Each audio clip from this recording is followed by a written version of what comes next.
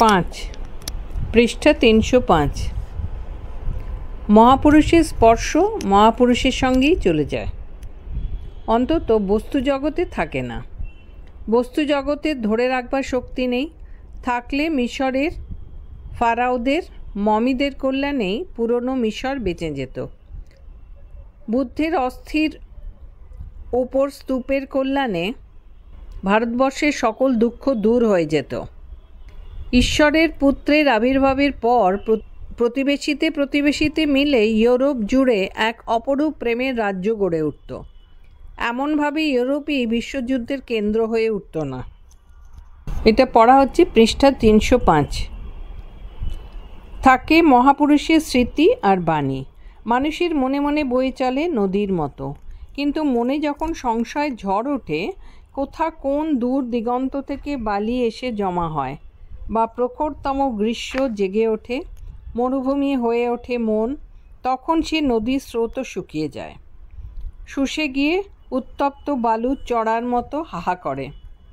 ঠিক তেমনিভাবে কৃষ্ণস্বামীর মন প্রখর তৃষ্ণায় হাহাকার করছে।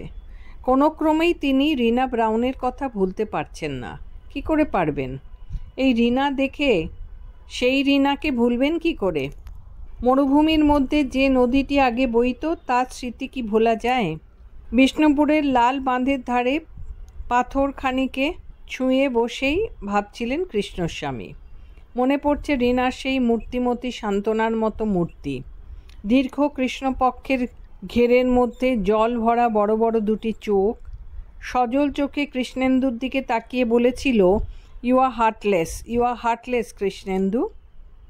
I did not know, never thought it even. কথাটা রীনা বলেছিল কৃষ্ণেন্দুর মাতৃবিয়োগের পর। ছবিটা জলজল করছে। মা হঠাৎ হার্ট ফেল করে মারা গিয়েছিলেন। কৃষ্ণেন্দু টেলিগ্রাম পেয়ে গিয়ে তাকে দেখতে পায়নি। 15-20 দিন পর শ্রাদ্ধ শান্তি সেরে কামানো মাথা নিয়ে কলকাতায় ফিরেছিল। বন্ধুরা জানতো, কিন্তু রীনাকে বলে যাওয়ার কথা মনে হয়নি, কারণ এর মধ্যে কয়েক মাসেই খানিকটা দূরে চলে এসেছিল সে। বৈজ্ঞানিক পন্থায় মনোজগতে রীনার কাছ থেকে দূরে সরেছিল সে সুকৌশলে। ডাক্তার সে। একালের ডাক্তারিতে মানসতত্ত্বও পড়তে হয়। পৃষ্ঠা 306। এক নাগারে 90 দিন মনকে বেঁধে রাখলে, দূরে সরিয়ে রাখলে মনের আকর্ষণের সূত্র ক্ষীণ জীর্ণ হয়। বন্ধুর বধূ সম্পর্কে আসক্তিহীন হওয়ার জন্যই সে সংকল্প করে তাই করেছিল। রীনা ক্লেনটনের মনোনীতা, তারও বাবা মা আছেন। হাসপাতালে পলি ব্রাউনের সঙ্গে দেখা হতো, তার সঙ্গে কথা বলতো, কিন্তু তাও যথাসাধ্য কম। রীনার কথা তুলতই না। মাতৃশ্রাদ্ধ সেরে ফেরার পর তার কামানো মাথা দেখে পলি ব্রাউন সবিস্ময়ে প্রশ্ন করেছিল, কী হয়েছে কৃষ্ণেন্দু? এনি মিসহ্যাপ? আমার মা মারা গেছেন? বাবা মা মারা গেলে তোমরা মাথা কামাও? হ্যাঁ মিসেস ব্রাউন, আমার মা হঠাৎ হার্ট ফেল করে মারা গেছেন, আমি দেখতেও পাইনি। এটা পৃষ্ঠা 306 পড়া হচ্ছে। পলি ব্রাউন পরমাত্মীয়র মতোই সান্ত্বনা দিতে চেষ্টা করেছিল, অন্তর থেকে ধন্যবাদ জানিয়েছিল কৃষ্ণেন্দু। সন্ধ্যায় সে ধর্মতলায় বন্ধুর চেম্বারে বসে আছে, এমন সময় এলো রীনা। চোখে জল নিয়ে সে তাকে তিরস্কার করে অনুযোগ জানালে, তুমি হৃদয়হীন কৃষ্ণেন্দু, আমি জানতাম না, ভাবিনি কখনো। বসো রীনা। না, এই কটা কথাই বলতে এসেছিলাম। তোমার মায়ের মৃত্যু সংবাদ পেয়ে সেদিন একটা খবরও দাওনি, এত পর ভেবেছ? তার হাত ধরে তাকে আটকে কৃষ্ণেন্দু বলেছিল, আমার অপরাধ আমি স্বীকার করছি। তখন বসেছিল রীনা। সেদিন শুধু তার মায়ের কথাই জিজ্ঞাসা করেছিল এবং কৃষ্ণেন্দু সত্য সত্যই কেঁদেছিল। আজকের কথা আমার মনে অক্ষয় হয়ে রইল রীনা। তোমার পবিত্র হৃদয় স্বর্গের মতো, তার স্পর্শে আমার মন জুড়িয়ে গেল। একটুখানি হাসি ফুটে উঠেছিল রীনার মুখে, বেদনায় ম্লান কিন্তু শান্ত। বলেছিল, সত্যি মায়ের স্নেহ আমি কখনো পাইনি কৃষ্ণেন্দু। মামি, পলি আমাকে ভালোবাসে, কিন্তু তার চেয়েও গাঢ় ভালোবাসার স্বাদ পাই আমি কুন্তির কাছে। ভাবি, ও শুধু আমাকে মানুষ করেছে, আমার আয়া, তাহলে গর্ভধারিণী মায়ের স্নেহের স্বাদ কেমন? রীনা চলে গেলে কিছুক্ষণ অভিভূত হয়ে বসেছিল কৃষ্ণেন্দু। এই ঘটনা থেকে আবার রিনার সঙ্গে যোগসূত্র নতুন হয়ে উঠল। সূত্রটা সুতো ছিল না, কালের সঙ্গে মাত্র কয়েক মাসে জীর্ণ হয়ে যাওয়ার মতো উপাদানে তৈরি ছিল না, ওটা ছিল সোনার মতো ধাতু থেকে গড়া। 1000 বছর পরেও মাটির তলা থেকে ওঠা সোনার আভরণের মতো 1000 বছর আগের দুটি হৃদয়ে যোগাযোগের সাক্ষ্য দেবে। খাঁটি সোনা, কোনো খাদ ছিল না। আবার হঠাৎ একদিন, সেদিন হাসপাতাল কম্পাউন্ডে ঢুকেছে কুন্তি। রিনার আয়া ছুটে এসে তাকে বলল, ডাক্তারবাবু। অদ্ভুত তার চোখের দৃষ্টি। সে দৃষ্টি এমন যে যেন কথা কইত। বুকের ভিতরে রাগ হোক, হিংসা হোক, ভয় হোক, আতঙ্ক হোক, সে যেন আপনার রূপ নিয়ে স্পষ্ট ফুটে বের হতো। কুন্তির চোখে সেদিন ছিল আতঙ্ক আর আকুতি। দৃষ্টি থেকে সে বুঝলে কিছু ঘটেছে। কৃষ্ণেন্দু তখন সদ্য পাশ করেছে, হাউস সার্জন হয়ে রয়েছে। তার কল্পনা সে বিলেত যাবে। বছর দুয়েকের মধ্যেই টাকা সে সংগ্রহ করতে পারবে। টাকা তার কিছু আছে। মা তার মৃত্যুকালে গহনাগুলি তাকে দিয়ে গেছেন। শ্রাদ্ধের পর তার বাবা তার হাতে সেগুলি দিয়ে বলেছেন, তুমি নিয়ে যাও, রাখো। আমার খরচের হাত পাশ করে তুমি ডিসপেন্সারি করবে বলেই সে দিয়ে গেছে। তাছাড়াও কলেরার চিকিৎসা, স্যালাইন, ইঞ্জেকশনে এরই মধ্যে তার খ্যাতি যথেষ্ট হয়েছে এবং সাহস তার অপার। সেদিকে তার উপার্জনের পথ প্রশস্ত। পাস যতদিন করেনি ততদিন অন্য ডাক্তারের পেছনে তাকে যেতে হতো। এবার সে একলা যাওয়ার অধিকার অর্জন করেছে এবং এদেশের বড়লোকের বাড়িতে দুষ্ট খাবারের প্রবেশাধিকার আজও অবধি এবং তাদের গণ্ডে পিণ্ডে খাবার প্রবৃত্তিও প্রচণ্ড। কলকাতা শহরে মাছিরও অভাব নেই, ভ্যাকসিনও এরা নেয় না। ওদের বাড়িতে মোটা টাকা উপার্জনের পথ তার অবারিত। ধর্মতলা চেম্বার ছাড়াও চিতপুর অঞ্চলে একটা চেম্বার করেছে। সালভারসান ইঞ্জেকশনে নাম সব থেকে বেশি। ধর্মতলার অ্যাংলো ইন্ডিয়ানরা লজ্জা না করে চিকিৎসা করায়। চিতপুর অঞ্চলে যারা লজ্জা করে সঙ্গোপনে চিকিৎসা করাতে চায় তাদের জন্য চেম্বার। এখানে 4 টাকার জায়গায় 8 টাকা ফি। রিনার কথা গোপন অন্তরে আছে, কিন্তু তার খবর রাখে না, বিদেশে চলে যেতে চায়। কুন্তি সভয়ে চোখ বড় বড় করে বলেছিল, রিনা কাঁদছে ডাক্তারবাবু, কাঁদছে, ফুলে ফুলে কাঁদছে সকাল থেকে। পৃষ্ঠা 307। কেন, কি হয়েছে? জানি না, জানি সাহেবের বাবার কাছ থেকে কি চিঠি এসেছে সাহেবের কাছে। আমি জানি না, ওরা বলছে। কৃষ্ণেন্দু না গিয়ে পারেনি। রিনা সত্যিই পড়ে পড়ে কাঁদছিল। কৃষ্ণেন্দু যেতেই সে একখানি চিঠি ফেলে দিয়ে বলেছিল, আমি কি করব কৃষ্ণেন্দু? আবার সে ফুলে ফুলে কেঁদে চলেছিল। জনির বাবা চার্লস ক্লেটন চিঠি লিখেছে ব্রাউন সাহেবকে। আপনার চিঠি জন পেয়েছে। অনেক ধন্যবাদ আপনাকে। আপনি সত্যিকারের একজন ইংরেজ এবং খ্রিশ্চান। আমিও তাই। জনিও খ্রিশ্চানের ছেলে, খ্রিশ্চান। রিনাকে বিবাহ করা নিয়ে সে যখন আপনাকে একখানা চিঠি লিখতে উদ্যত হয়েছিল তখনই আপনার চিঠি সে পায়। জন যে কথা আপনাদের জানাতে চেয়েছিল সে কথা আমি জানাই। যাচাই না হলে প্রেমের ঠিক মূল্য বোঝা যায় না। ভগবানকে ধন্যবাদ যে রিনার সঙ্গে মেলামেশার স্বরূপকে সে অল্প দিনেই বুঝতে পেরেছে। বন্ধুত্বকেই সে প্রেম বলে ভুল করেছিল। জন এখানে এসে চাকরি নিয়ে বৃহত্তর সমাজে প্রবেশ করে তার প্রকৃত ভালোবাসার পাত্রীর সন্ধান পেয়েছে। কর্নেল রেমন্ড আমার পুরনো বন্ধু। পলি তাকে জানে। তার মেয়ে এমিলি রেমন্ড অত্যন্ত ভালো এবং সুন্দরী মেয়ে। তারা দুজনেই দুজনকে ভালোবেসেছে এবং শীঘ্রই তারা স্বামী স্ত্রীতে পরিণত হবে। A poor girl in distress is a sacred thing. Rina দুঃখ পেলে তার জন্য আমার গভীর সহানুভূতি রইল। সময়ে সবই সেরে যাবে। রিনার সম্পর্কে যে সত্য আপনি তাকে জানিয়েছেন তার জন্য অসংখ্য ধন্যবাদ। আপনি একজন খাঁটি খ্রিশ্চান। স্তম্ভিত হয়ে গেছিল কৃষ্ণেন্দু। ক্লেটন সম্পর্কে মনে একটা আঘাত পেয়েছিল। একটা দূরত্ব, ক্ষোভ জেগে উঠেছিল তার। সে আজ এখানে থাকলে। পৃষ্ঠা 308। কৃষ্ণেন্দু খোলা জানলা দিয়ে কলকাতার বাড়িগুলোর মাথার ওপরে আকাশের দিকে তাকিয়েছিল। ক্লেটন এমন পাষণ্ড। I gave him my everything Krishnendu. Rina বালিশে মুখ গুজে কাঁদতে লাগলো। রিনা, কেঁদো না Rina, look at me in my face Rina. Rina তার দিকে ফিরে তাকিয়েছিল।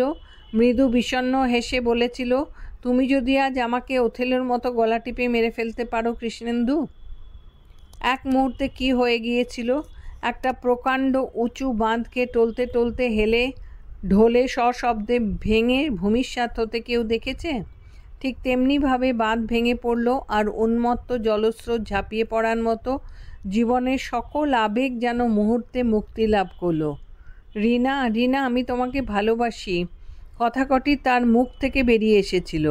অবশ্য সেই উন্মাদের মতো রিনার বুকের ওপর পড়ে তাকে জড়িয়ে ধরেছিল। রিনা, আই লাভ ইউ, আমি তোমাকে ভালোবাসি। রিনা, রিনা, মাই লাভ, আমার সব। রিনা, আমি তোমাকে ভালোবাসি।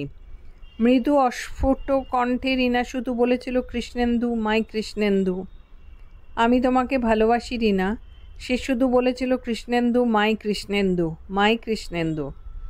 তারপর মুখের ওপর মুখ রেখে দীর্ঘক্ষণ তারা স্তব্ধ হয়ে গিয়েছিল। দীর্ঘক্ষণ পর কৃষ্ণেন্দু বলেছিল, আমি আর দেরি করতে চাই না, যত শিগগির হয় বিয়ে করতে চাই। কাল এসে আমি তোমার বাবা মাকে বলবো। পরের দিন কৃষ্ণেন্দু গিয়ে বলেছিল ব্রাউন সাহেবকে। ব্রাউন তার মুখের দিকে তাকিয়ে বলেছিল, ইউসি মিস্টার গুপ্তা, আমি একজন ইংরেজ, তার চেয়েও বেশি আমি একজন খ্রিশ্চান। আমার মেয়ে রিনা অবশ্য একজন অ্যাংলো ইন্ডিয়ান, তার মধ্যে কিছুটা এদেশের রক্ত আছে, কিন্তু সে আমার মেয়ে। আজকালকার দিনের মতো 3 আইনে রেজিস্ট্রি করে বিয়েতে আমি রাজি নই, সেও হবে না। সে আমার চেয়ে বেশি খ্রিশ্চান, ধর্মে অনুরাগী। তোমাকে আমি জানি, তুমি কৃতী মানুষ, সাহসী এবং সৎ লোক। বিয়েতে আমার অমত নেই, কিন্তু তোমাকে খ্রিশ্চান হতে হবে। খ্রিশ্চান হতে হবে? স্তম্ভিত হয়ে গেল কৃষ্ণেন্দু। এতটা ভাবেনি সে। ধর্ম সে মানে না, সেখানে ধর্মান্তরের কথা হয়তো কিছুই নয়। তবু যেন একটা প্রচণ্ড আঘাত অনুভব করল। ভেবে দেখো ইয়াং ম্যান, কাল এসে উত্তর দিও, কাল না পারো কয়েকদিন পর। কৃষ্ণেন্দু মাথা হেট করে ভাবতে ভাবতে ফিরছিল। রিনার ঘরের দোরে থমকে দাঁড়িয়েছিল। রিনার দরজা বন্ধ। সে ডেকেছিল, রিনা। ক্রন্দন রুদ্ধ কণ্ঠে উত্তর দিয়েছিল, তুমি যাও, তুমি যাও, আমি ভাবিনি, আমি একথা ভাবিনি। Go back Krishnendu, go back. Rina, না না না, ফরগেট মি, গো ব্যাক। সে চলে এসেছিল। সিঁড়ির বাঁকে দাঁড়িয়ে কুন্তি, সে কাঁদছিল।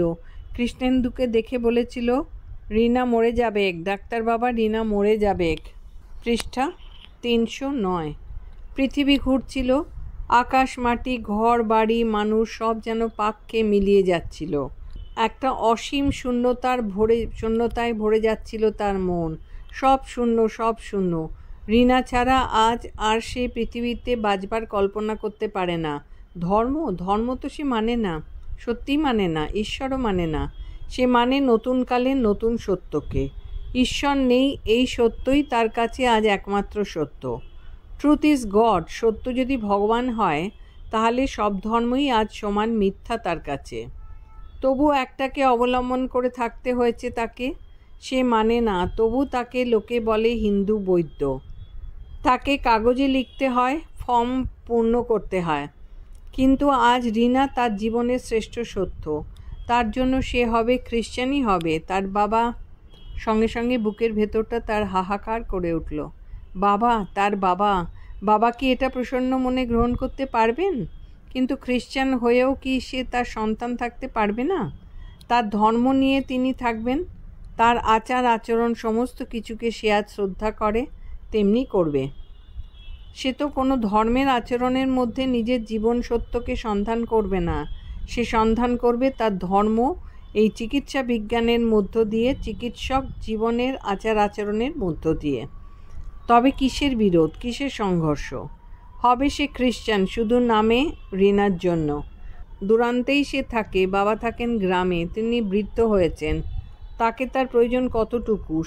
সেবা সে করবে, তিনি ছোবেন না? তাকে ছোবেন না, রিনাকে ছোবেন না? কেন ছোবেন না, কেন? অর্ধ উন্মাদের মতো সে বেরিয়ে এলো। তার অন্তর থেকে দেহের পরমাণু চিৎকার করছিল, রিনা, রিনা, রিনা। রিনাকে ভিন্ন সে বাঁচতে পারে না। এ তার দেহ লালসা নয়, সে বারবার পরীক্ষা করেছে। তার চেয়ে বেশি কিছু, অনেক অনেক বেশি। হাসপাতাল থেকে শরীর অসুস্থ বলে সে চলে এলো। ছোট একটা বাগে সামান্য কটা জিনিস নিয়ে হাওড়ায় ট্রেনে চেপে বসলো। বাড়ি পৌঁছে দাঁড়ালো বাবার সামনে। তুমি হঠাৎ? বাবা চমকে উঠলেন। এ কী চেহারা! আপনার কাছে এসেছি, অনুমতি চাইতে এসেছি। আমি একটি খ্রিশ্চান অ্যাংলো ইন্ডিয়ান মেয়েকে বিয়ে করতে চাই। বাবা চমকে উঠলেন না, চিৎকার করলেন না। তার মুখের দিকে চেয়ে অভ্যাস মতো শান্তভাবেই বললেন, এ আমি জানতাম। বাবার পা দুটো ধরে উপর হয়ে পড়ে কৃষ্ণেন্দু উন্মাদের মতো বলেছিল, আপনি বলুন। বাবা বলেছিলেন, তুমি উন্মাদ, নইলে আমার পায়ে ধরে লজ্জাহীন হয়ে একথা বলতে পারতে না যে একটি খ্রিশ্চান মেয়ের জন্য আমার ধর্ম তুমি ত্যাগ করবে। তাকে ভিন্ন আমি বাঁচব না। তুমি মরে গেলে আমি আত্মহত্যা করব। একথা আমি বললে মিথ্যা বলা হবে কৃষ্ণেন্দু। আত্মহত্যা আমি করব না, কষ্ট নিশ্চয়ই হবে, কিন্তু বাঁচব, ভগবানের নাম করে বাঁচব। আমার ধর্মে আত্মহত্যা অধর্ম। সে চিৎকার করে উঠেছিল, বাবা। বাবা শান্ত স্বরে বলেছিলেন, উত্তর আমি দিয়েছি কৃষ্ণেন্দু।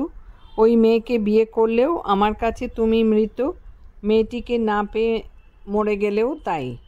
আমি তোমাকে বলেছিলাম আর এগিয়েও না, তুমি শোনোনি।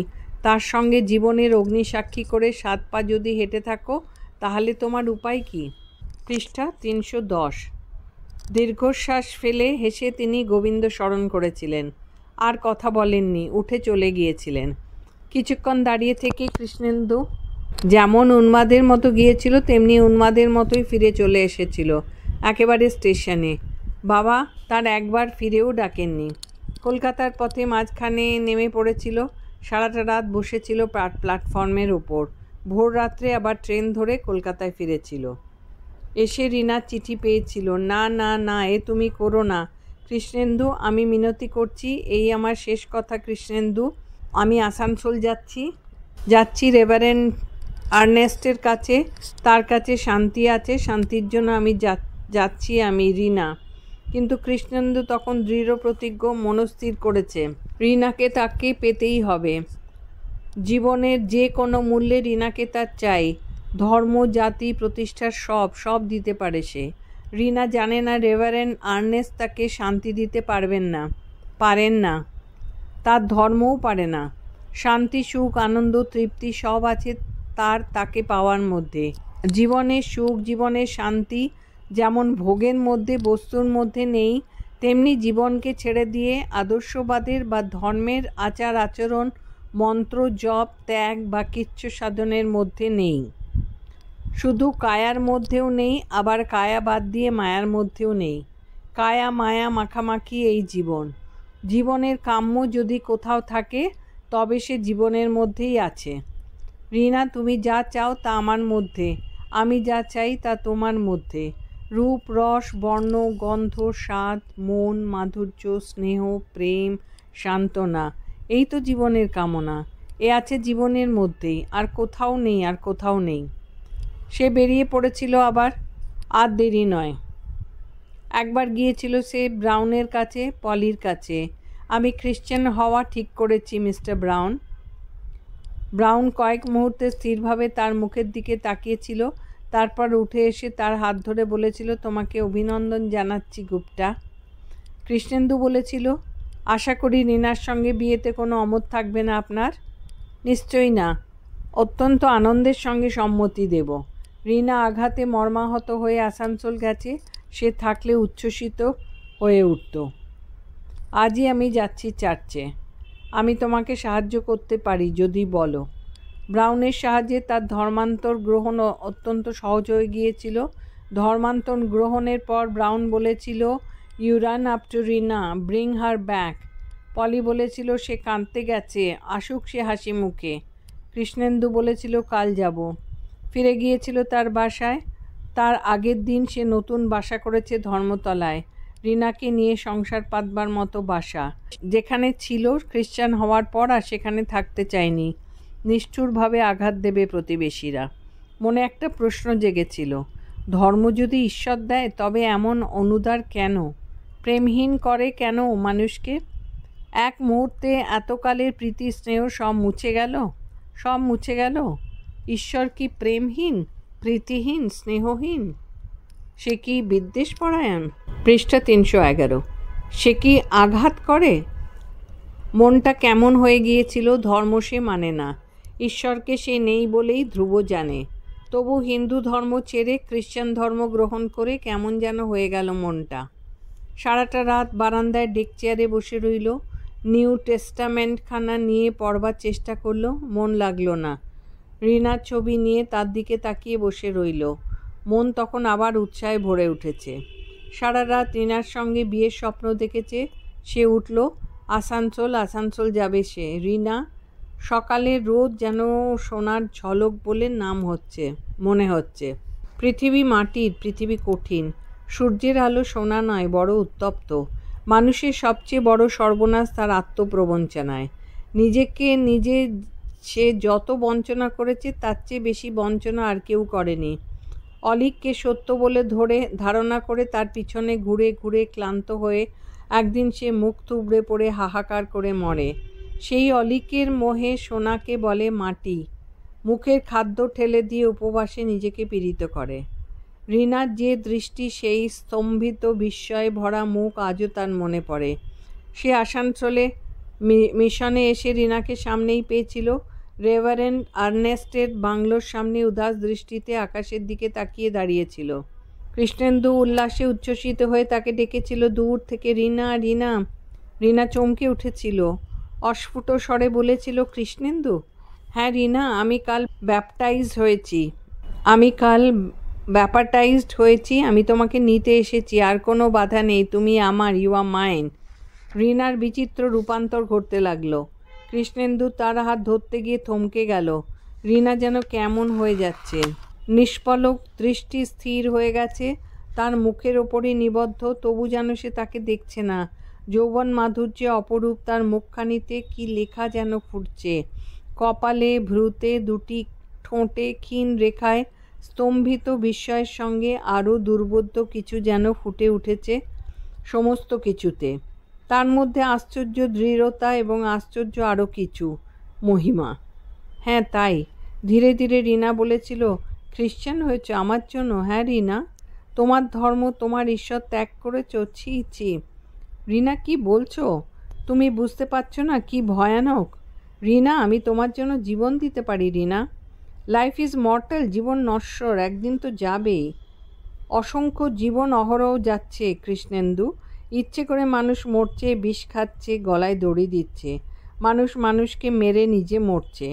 কৃষ্ণেন্দু সেদিন এখান থেকে কিছু দূরে হাজারিবাগে একজন বাঘ মারতে গিয়ে বাঘের হাতে মরেছে। জন ক্লেটনও হয়তো কোনো যুদ্ধে গুলির সামনে দাঁড়িয়ে বাধ্য হয়ে দেবে। এমন জীবন দেওয়াটা নেশার ধর্ম কৃষ্ণেন্দু। আমার প্রভু জীবন দিয়েছিলেন ঈশ্বরের জন্য, ধর্মের জন্য। তুমি আমার জন্য তোমার সেই ধর্ম, তোমার বিশ্বাসের ঈশ্বরকে ত্যাগ করলে Krishnendu, for a girl, for this eyes of mine which you so adore. পৃষ্ঠা 312। কৃষ্ণেন্দু প্রথমটায় বিচলিত হয়ে গিয়েছিল রিনারই আকস্মিক আক্রমণে। এই রিনাকে সেই প্রথম দেখছে, ধর্মান্ধতায় উগ্র উন্মাদ।